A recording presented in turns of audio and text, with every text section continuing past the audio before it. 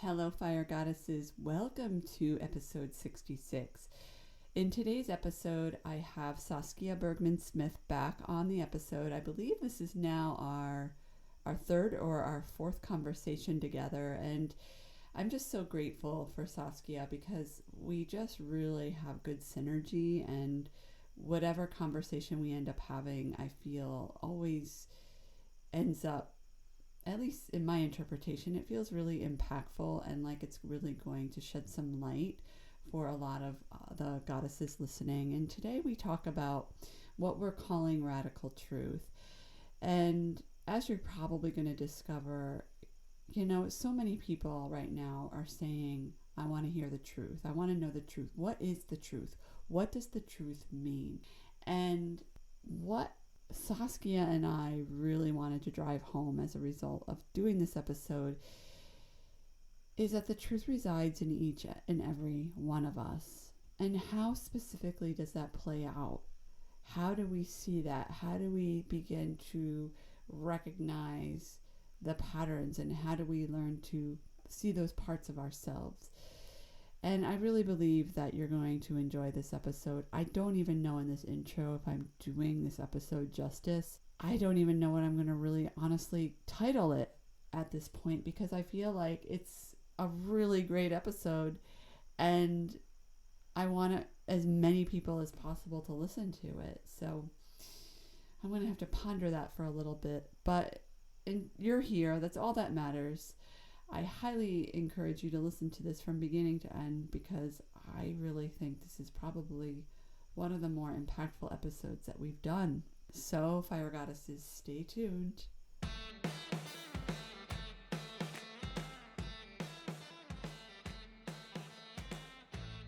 Hello, fire goddesses. Welcome to the Reclaim Your Fire podcast.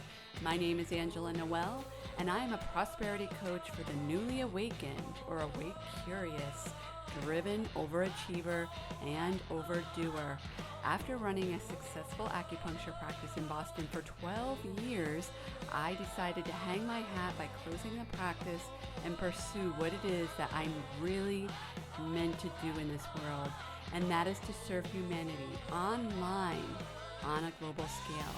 Using my background in Chinese medicine, along with the brain science of habits, spirituality, and divine masculine and feminine energy balance, I am here to help you not just understand, but know how powerful you are, and that you are the person who is responsible for having the finances, inner peace, radiant health, and energy, aka the fire, in your life that you've always desired. My intention with this podcast is to serve humanity, no matter what gender you identify as, to help bring out the divine feminine goddess in each and every one of you. As you probably are already aware, the world is changing and is begging for the goddess to come out in each and every one of you. So, fire goddesses, stay tuned.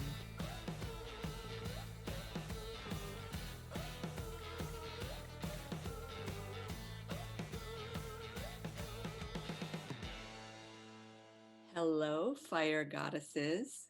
Welcome to another episode. I am bringing back my veteran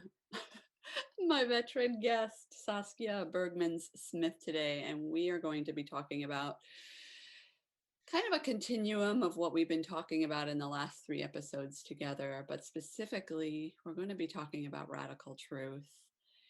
And for those of you wondering more about it, well, first of all, Saskia, welcome. Thank you, Welcome Angela. back. So great to be with you guys. It's really great to have you back, as always. So, Saskia, I would love it if maybe you could just, I'm going to hand it over to you, if you don't mind, about radical truth, and then we'll just dive right in. All right. So Angela and I were discussing about how the journey of truth is poignant now more than ever in what it looks like. And I may have shared earlier, but my practice recently, for the last 6 months or so, has been show me the truth. show me my truth. And sometimes it's when I hear some news or I hear some information in my orbit, and I'm like, oh, I don't know how that lands with me. Show me the truth. But first and foremost, it's directed inwards to me. And every time I catch myself placing judgment, having judgy thoughts, having fearful thoughts, internally or externally, I recognize it now more than ever. And I say, all right, where's the truth? Where does it lie in me? And when I find myself pointing my finger outwards, I turn it back in on myself to say, what's here for me to see? I want to see the truth. Yeah, I really I appreciate that, Saskia, talking about because the truth lies within each and every one of us, but what specifically does that mean? And I'm going to be perfectly transparent. When Saskia and I were talking about doing this today, I was thinking, well, what does that mean specifically? And if I'm not totally clear, then I'm guessing that there's listeners and goddesses out there that are not really clear what that means. So we had a little chat, and we are on board to do this because we realized that this is so very important when it comes to living a life of authenticity, of living the life that we want, of empowerment, of really reclaiming our personal power. This is it. And I feel like we could really expand into different areas about using our voice. Because so many goddesses, so many women struggle in that department, don't they? And as Indeed. somebody that has struggled with that. So, yeah, and the whole judgment, the whole judgment part. Oh my goodness. Yeah, yeah, because every time I turn it inwards and I ask myself, why is this here? What do I need to learn? I gain more compassion Yeah. because I know how hard it is to be in integrity with myself and say, wait a minute, Missy, that wasn't nice. Where on earth is this coming from? And then Mhm. I have to draw inwards. And sometimes it's just throughout the day, and I'm just pausing for a minute and say, illuminate my mind so I can see the truth here. Divine Spirit, whomever you talk to, Yes. but taking a moment to pause and ask. We don't have to stop our lives and sit in meditation, No. busy lives, but it's a moment of recognition of, whoa, I got a storyline here, and where's the truth in this? Yeah. Because this is clouding my judgment Yeah. and it's scrambling my circuits, and I was just megally triggered and I wasn't nice. And no one might have been any the wiser, but I knew it. Yeah. And it may have, caused karma by having a cause and effect with others, but not always. And it really is, Angela, what I've been hearing more and more is that our thoughts now more than ever hold a powerful frequency. Goodness. Yes. So, right now more than ever, that refining of our consciousness Yes. is powerful. Mhm. Yeah. Yeah. I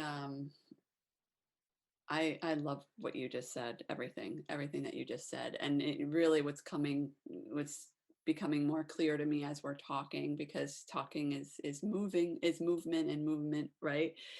And Yeah. that's really when, for us, I feel like that's why we have such good synergy is that when once we start talking, then the creativity flows. So radical, I think what I'm hearing you say is the reason why it's called radical truth Yeah. is because it's the kind of truth that many people might consider uncomfortable and hence radical. And a Because bit self-indulgent. and yes, self-indulgence, selfish, like who am I?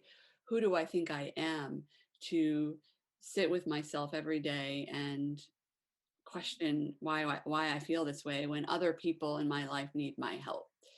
And that's really when that's when the quote unquote downfalls, right? When we can easily go into the rabbit hole of our ego. And Right, yeah, yeah, right, right. Because it's that expression, me, myself, and I. We need to be checking in, and I so encourage you to have this be a more consistent practice if it isn't already. yeah, If this has sparked a seed of curiosity in you.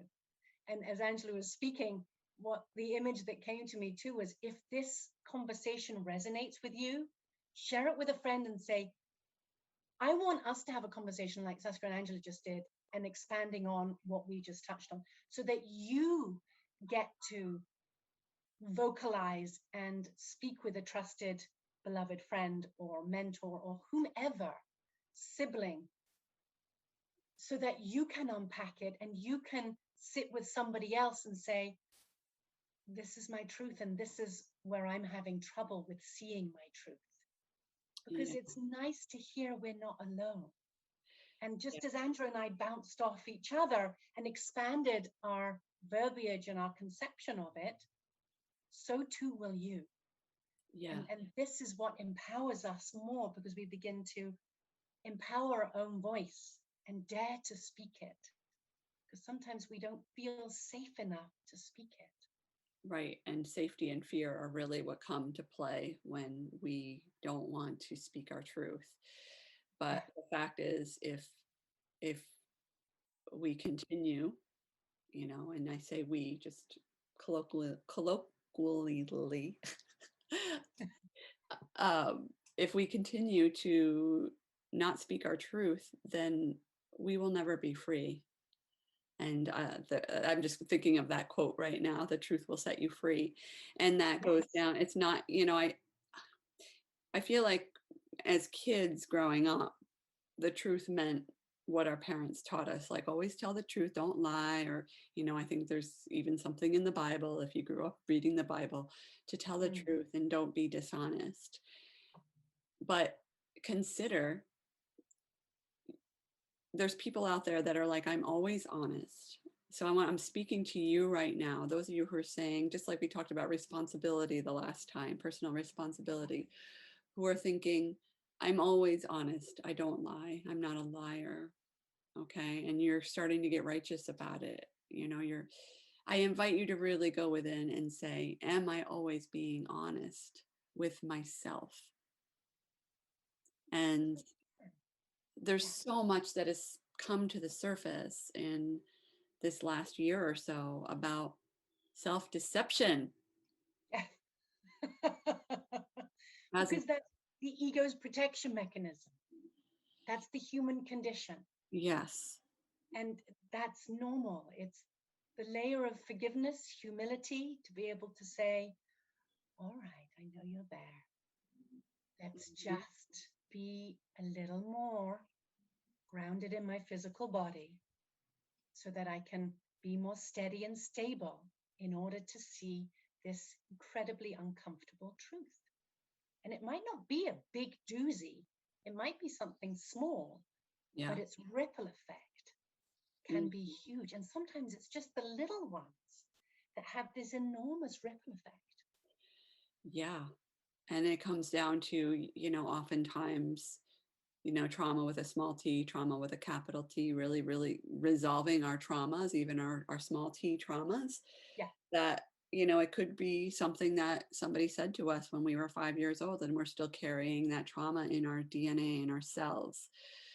And I also would just like to really quickly circle back yeah, to judgment, because I feel like we talked about it, but I feel like we should expand upon that if we can, because we're judging, we're human beings, and we're judging all the time, all day long. Everybody's judging, even if it's a positive judgment.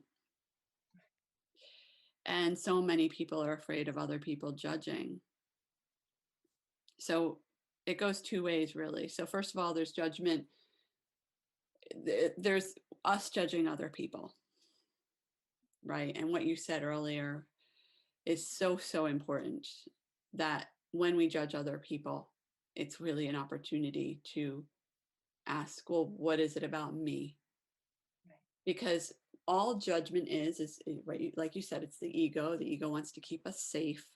The ego prevents us from all the emotions that we don't, that make us uncomfortable and keep us kind of above, above the water, so to speak. Right. Yeah. And then when we when we're finding ourselves in judgment, that's really, that's an opportunity to heal, because really when you're judging somebody else, you're looking at that person and you're not liking something about something that's in that person that's actually in you. The Yeah. mirror, we're each other's mirrors, that's all we are. Right. And once you actually experience that and witness where and how it lives in you, then you'll be able to roll with it more frequently. Because in the beginning, when you hear it, it's like, yeah, I've heard this before. Everyone's a mirror. But it's then taking it to that next layer Yes. that really allows that light bulb moment to go off. And then you begin to feel empowered. Mm-hmm. Yeah. So, you know, it really is daring to go there and being reminded next time you have that thought, you hear Angela's voice again saying, it's just a reflection, it's just a mirror. Mm-hmm. And Yeah. then taking that moment to draw it inwards and say, well, oh, God, that's uncomfortable. You're like, darn And it. then asking for that insight. It's me, not you. And sometimes like, no, I want to stay angry. I'm not going to take, not mine.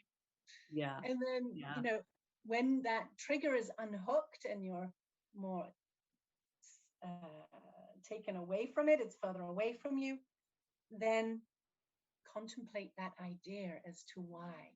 And sometimes it's even when I put my head on the pillow at the end of the day that I'm like, sometimes I recap the day then. Mm-hmm. And honestly, sometimes when I have been triggered and I'm like, whoa, that wasn't very skillful, and I really am sitting in my truth of my behavior, sometimes I practice rewriting it of how I would have liked it to have gone, which allows me to be in a state of forgiveness towards myself. But it also starts to rewrite another response in my consciousness. So I begin to start to unhook that trauma or that trigger that it's brought up in me, to say, no, I don't want this to be my truth anymore. I don't want to be a victim anymore. I want to shift it. I want to change it. Yes. And I love how you said use the word victim, because so many times people think victim, is an unfortunate place to be.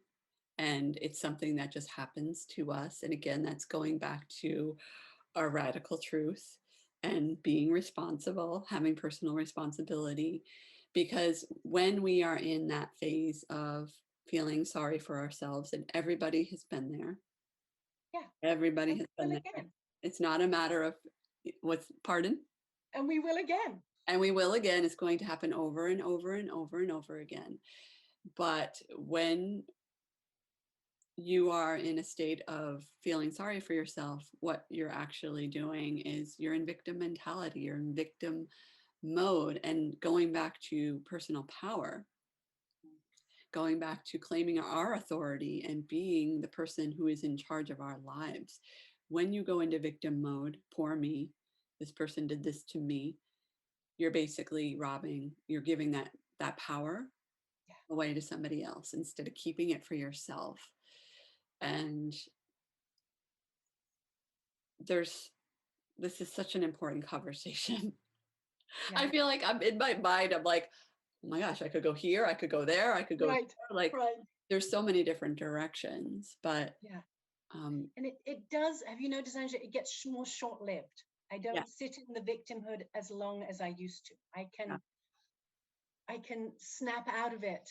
Even it really struck me. It was a couple of weeks back, and I was in the car, and I was like, God, this is so uncomfortable. I don't like this. And then I just got this inspiration of, honey, this is an opportunity to grow. And it switched everything upside down on its head. And I was like, cool, I can turn this into something light and fun, or at least something neutral and not heavy. Yes. And that was the shift in energetic frequency. Yeah. And Yeah. I love what Angela said earlier of the truth will set you free. The other thing about frequency right now is that every time we empower ourselves and we shift our frequency, we are doing it for everybody else on this planet. Exactly. And we are supporting each other in that shift in frequency. It is that powerful right now. It is so powerful. And this is really like, when we talk about the state of the world, and I know we've talked about this in other conversations, Saskia, especially our first one, where the planet is shifting and people are having all their opinions and their emotions about it. And the human experience, part of the human experience that we've known until now, is to have a temper tantrum. And there's so many temper tantrums going on right now. So many. But when we do this work that we're talking about today, leaning into our radical truth, looking at ourselves as mirrors of each other and learning the lessons, and we shift and we grow and we change. If you really want to make a difference in this world, no pressure or anything. Think about it some more and consider it for yourself. But this is how you change the world. And yes, to causes, I'm totally like, if there's a cause that you really believe in, absolutely go for that cause, volunteer, do those things in the world that make you feel good and give back, because the world, it's so much of the life that we that so much of the life that we want is behind reciprocity, really just the cycle of giving and receiving. But for those of you that are resisting doing this work for whatever reason, that might be something to consider. Is when you change, we all change. You know, I've been doing this for I've been at this for a while, longer than I realized. When I read my journals from the 90s, I'm like, oh, I was kind of there in the 90s too, but it feels more like a recent awakening. But what's been really, really cool is to witness, and I'm not going to drop any names, is to witness people that I love changing. Yeah. Because you're holding the space for love. Yeah. They're changing. And it's not because I said, and I used to be really kind of bossy about it. It has nothing. It's basically them seeing us as light. And they're like, oh, I want what Saskia, I want what she has. Give that to me. Yeah. How do you do that? Showing up for yourself, looking in the mirror. Mm-hmm. Yeah. Every day. Even if it's hard. We can do hard things, like Glennon Doyle says.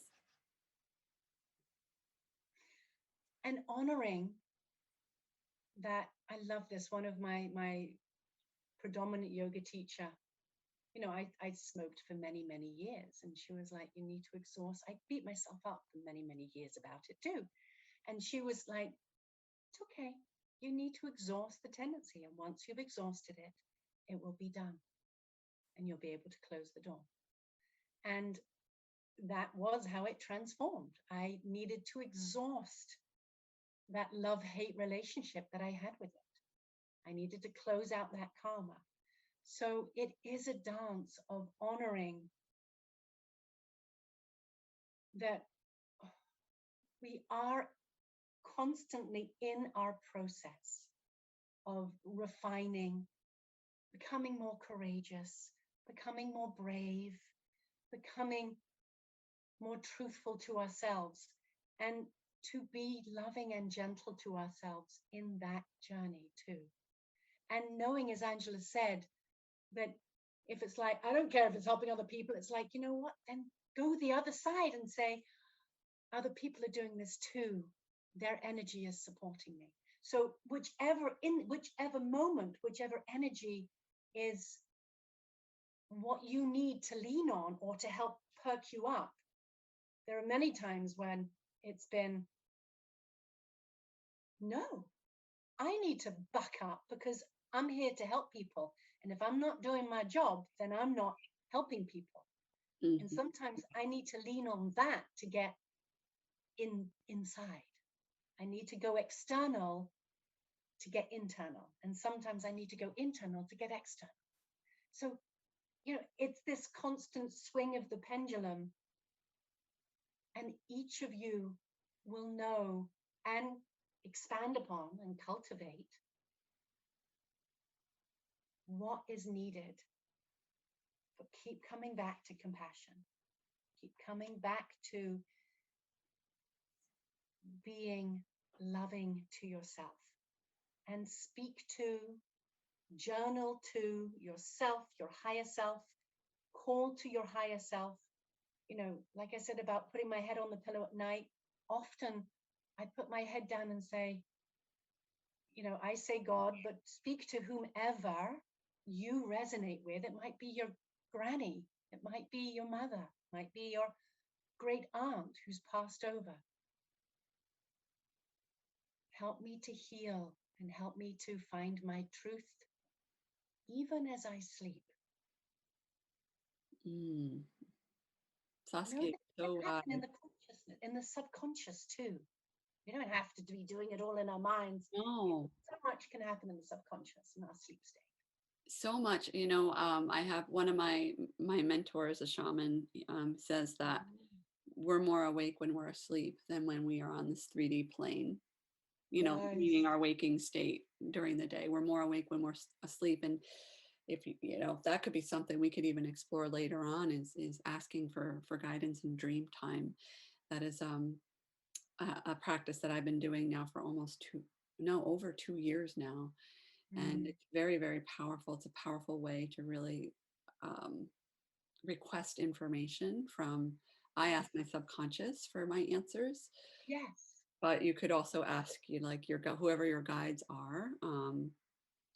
But yeah, dream time is so, so powerful, and setting those intentions. And like you said, it doesn't need to be difficult. And the reason why it seems difficult, if you're listening, goddesses, is because it's a belief, and that's all it is. And it really, that's an example of self-deception and not being truthful to ourselves. And Yeah. another thing I want to mention, to your point about just having that self-compassion, I want to ask people out there who struggle with loving themselves, because so many people feel funny. I highly recommend the book, by the way, Love Yourself Like Your Life Depends on It. I'll put it in the show notes. Really, Okay. really great book, really easy, fast read. But for those of you that, feel funny, or you feel like it's self-indulgent, going back there, if you're finding that loving yourself and being compassionate with yourself doesn't feel right, or it feels weird, you know, let me ask you, consider somebody that you really love. Maybe it's your young child, maybe it's, your aunt or your grandmother, or a child. I often like to use that as an example. Would you say the same things that you say to your children, or to somebody you love, to your mother, whomever that is, that you say to yourself? And also, for those of you that are parents, your children are watching. They're watching that self-deprecation. They're watching you hate yourself. So if you're resisting stepping into self-love and self-compassion, consider that for one moment, because children hear and see everything, don't they, Saskia? They do. and they feel the energy And they know the energy. Yeah. more so than us. A Yeah. lot of the time we've shut it down because we've just lived a longer life. But it amazes me just how much they pick up. Yeah, they really do. They're so And, wise. and they can't always put words to it. So if they're picking up negativity or, you know, us being harmful to ourselves, they will take it on themselves without even knowing it. They will. And it could show up, it lays in this, it hangs out in the subconscious and will show up in a weird way later on, most likely. Mm. So not to put the guilt and the shame on the parents, that's not the No, intention here, no, but just the intention is to create awareness. yes. What are you thinking? How are you treating yourself? Are you being as compassionate with yourself as you are with others that you love? And to make it more tangible or even just give you a little slice of a how to Yeah. is what Angela said about the mirror. If when you go to the bathroom and you wash your hands and you look up and there's the bathroom mirror, pause for a minute and just, you don't even have to say anything. See if you can even just smile at yourself, Yeah. right? And just see if, that's like, all right, that was enough, fine. If you could take it one step further, you can just go, hi, or even, I love you. What affection, whatever affection is to you, maybe you wink at yourself, whatever affection is to you, can you just give it back to yourself? It might not even need to be a word, Mm-hmm. right? Could How be a sometimes feeling. people wink, and if someone winks at you that you love, and you just catch their eye across the room and they wink at you, you just get this warm fuzzy. I mean, Angela's eyes are lighting up. You just get this warm fuzzy of like, oh, hi. I know.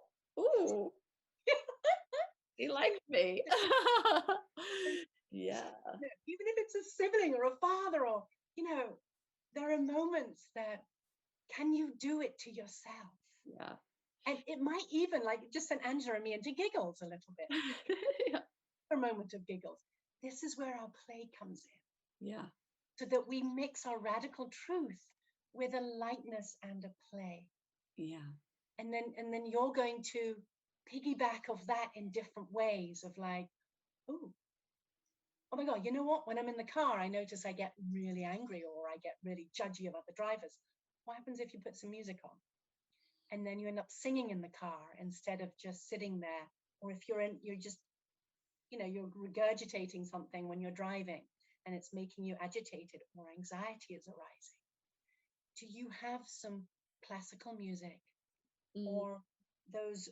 I love putting the binaural binaural beats on I in know the our car. beats. I love those. Yes. Oh, good. Just get So them on good. Spotify or whatever. Yeah. Sometimes my kids don't mind, and it just continues playing. Someone's like, "Turn that off," and I'm like, "All right, it's fine. I needed it for me." Yeah. But So just, powerful. yeah, making awareness of how we can reprogram ourselves in small ways. Yeah. And baby steps.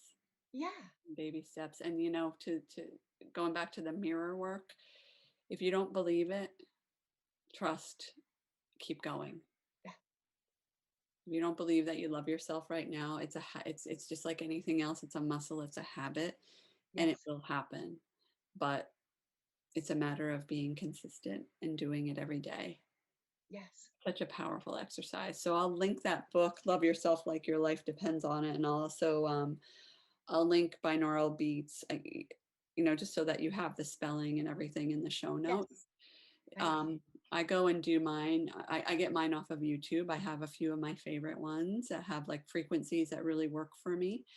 Yes, But my invitation is just to go wherever you listen to music and type in binaural beats and find something that makes you feel good when you listen to it.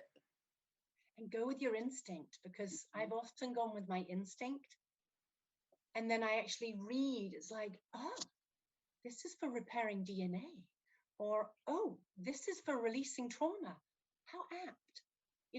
It's amazing how sometimes they have visual images with the binaural beats, and either it's a color of that, it's like a kaleidoscope image, isn't it? You have Yeah, that. oftentimes. Yep. So it might be the visual that catches your eye or just the name of it, but let your higher consciousness guide you and just see what gets played. And you don't always have to get too cerebral with it and saying, well, this is what I need. Just pause and see what catches your eye.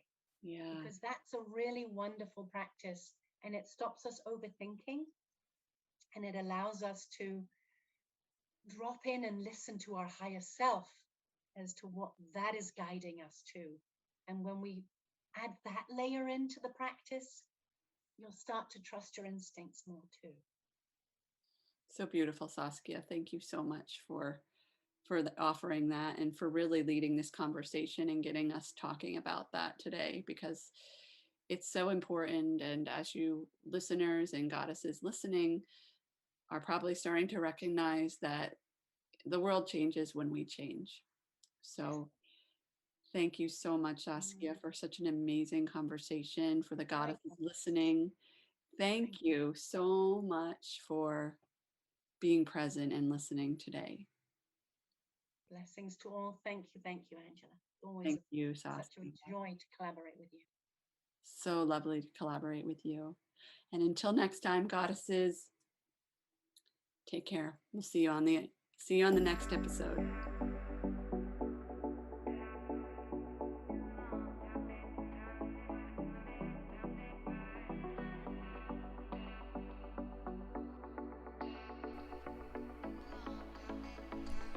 Thank you so much for listening to the Reclaim Your Fire podcast.